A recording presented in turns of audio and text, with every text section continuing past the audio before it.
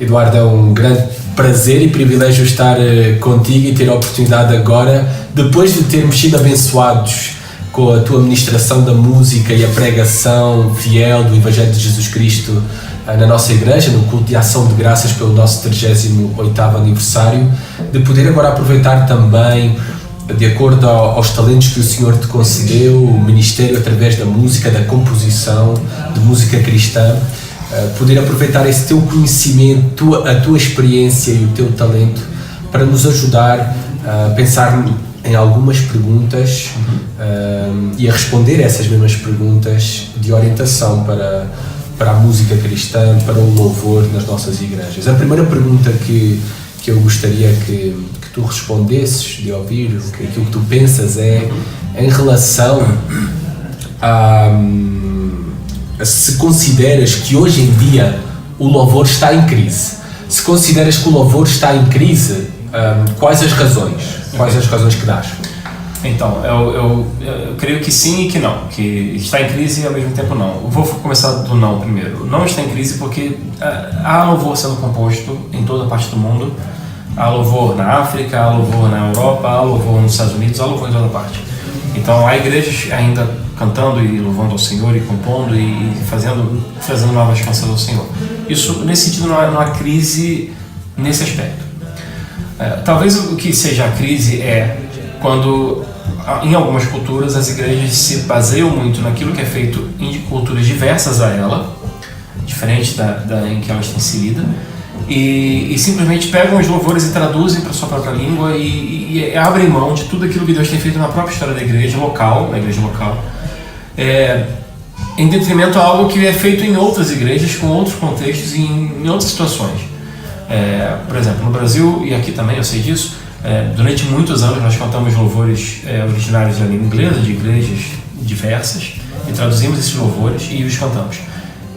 Sem dúvida que a igreja foi muito abençoada com muitas dessas músicas, mas no sentido em que cada igreja vive um momento diferente. Há igrejas que vivem momentos de crescimento, há igrejas que vivem momentos de morte de membros antigos, há igrejas, enfim, há diversas situações em que as pessoas são levadas a cantar um novo cântico, seja de lamento, seja de alegria, novas canções, como os salmos. Os salmos englobam todo o espectro da vida. Tem salmo de lamento, tem salmo de júbilo, tem salmo de guerra, enfim, você tem salmos para todos os momentos, e os nossos cânticos também deveriam ser assim. Então, num momento em que a Igreja da Ramada, por exemplo, completa 38 anos de vida, a equipe de louvor não poderia, claro que poderia, mas não é uma obrigação, mas Deus poderia colocar na posição de alguém e escrever um cântico de ação de graças a Deus por aquilo que Deus tem feito nessa igreja. Mas muitas vezes nós abrimos mão dessas novas vozes de louvor que nascem dentro do seio da igreja local, para usar algo que é global, e nesse sentido um pouco mais pasteurizado, porque se é global ele vai ter que fazer sentido a todo mundo, então não vai ter que é uma peça que se encaixa à força às vezes.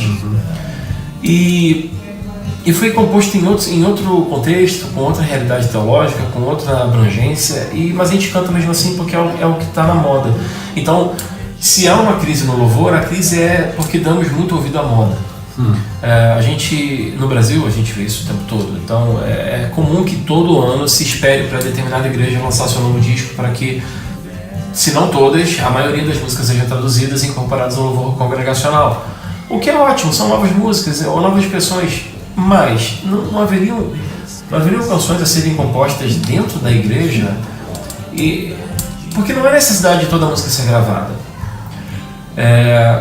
E vi isso vindo de alguém que grava músicas para a igreja, mas não é necessário que todas as igrejas cantem as minhas músicas, assim como não é necessário que todas as igrejas cantem músicas estrangeiras. É possível que surjam músicas próprias na igreja, através da leitura da Bíblia, através dos salmos, através dos evangelhos, das cartas paulinas, das cartas apostólicas, no Antigo Testamento. Trechos podem ser metrificados e poetizados de forma a melhorar a rima, a melhorar a cadência deles, para que sejam cantados. E a gente não precisa esperar por novos discos, novos lançamentos estrangeiros para que sejam traduzidos. A gente pode usar a nossa própria voz.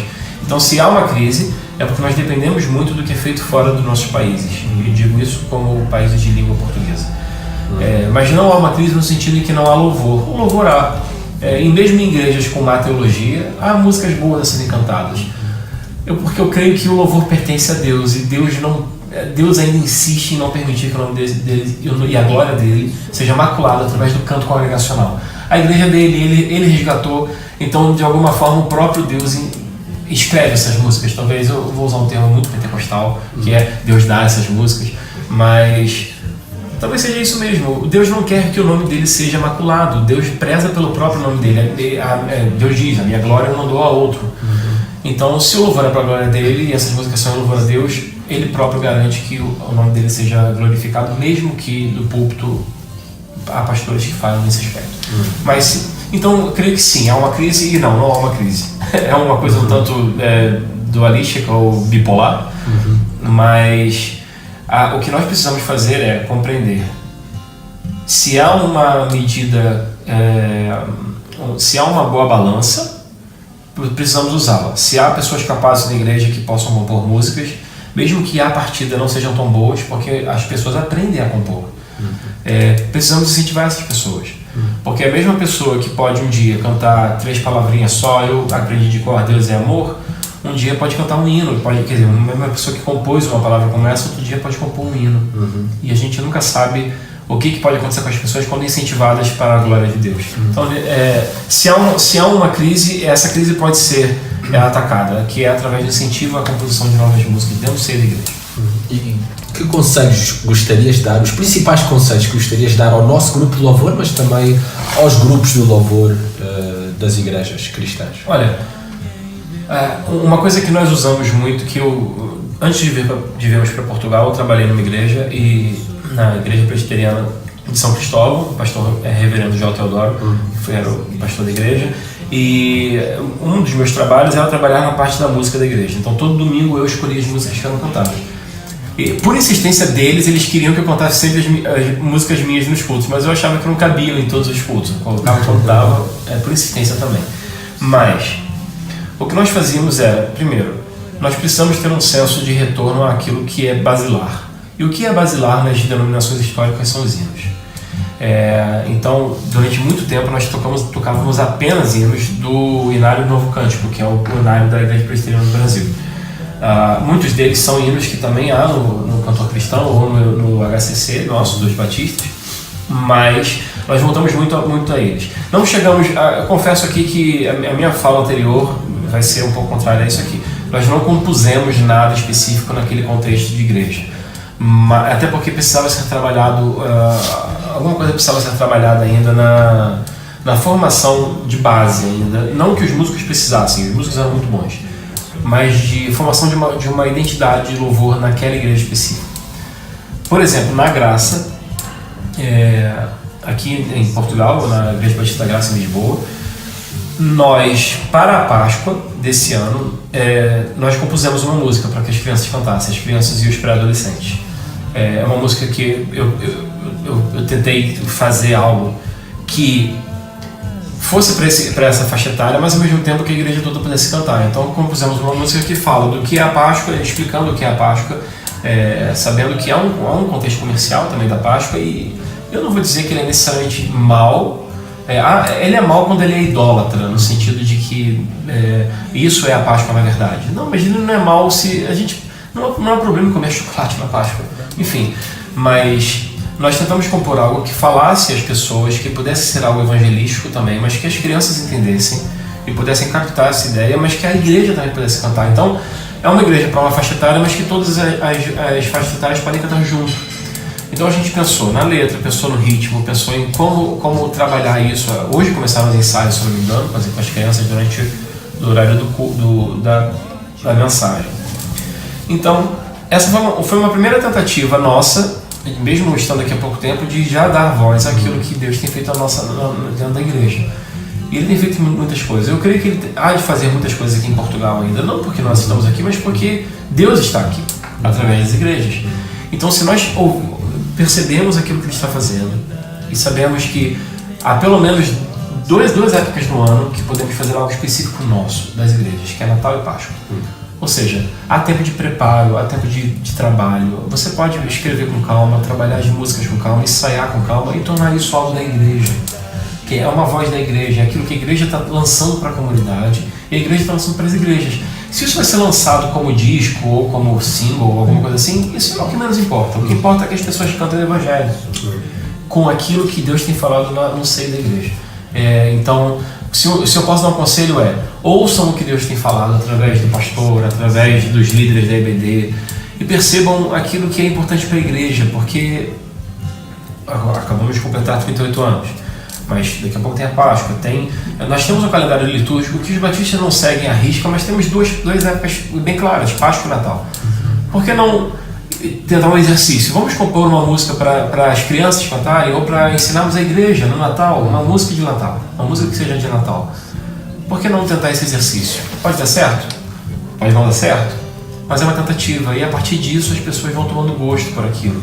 E aí daqui a pouco um adolescente compõe uma música, um jovem compõe outra, um idoso, olha, tem um poema que eu escrevi quando eu era jovem aqui, quando eu conheci o Senhor. E isso tudo vai virando a voz da igreja. E quando a igreja tem a sua voz própria, ela começa a alcançar outras pessoas também, porque as pessoas começam a perceber, olha, eles estão dizendo isso, não é algo que eles estão dizendo porque ouviram alguém dizer. Enfim, se eu posso dar um conselho trabalhe nos períodos específicos do ano onde há a oportunidade de fazer algo especial. Tente fazer, trabalhe aquilo, ponha para outras pessoas ouvirem, ou pessoas de fora, peçam o input de outras pessoas, a dica e tudo mais, e assim começar a ter uma voz própria da igreja, e que isso com o tempo surge com mais facilidade. As igrejas internacionais que nós mais conhecemos, que são a Hillsong e a Vineyard, ambas sempre trabalharam com esse conceito de que os compositores compõem suas próprias músicas. E por isso elas são conhecidas pelo louvor. E o que não é mal, não importa se algum é mal, mas outras igrejas também podem ser conhecidas por isso. Pela boa pregação do evangelho, em primeiro lugar, e pelo louvor em segundo lugar. É ruim quando o louvor é a primeira coisa a se lembrar de uma igreja. Porque, eles são ótimos músicos, mas é a palavra, eu vou lá para a música.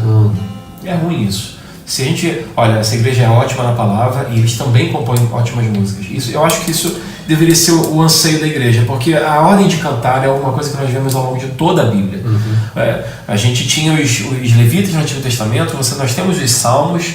Os salmos eram cantados por Jesus, sabemos que a igreja primitiva tinha hinos, nós somos instruídos a falar entre nós com salmos, hinos e cânticos espirituais.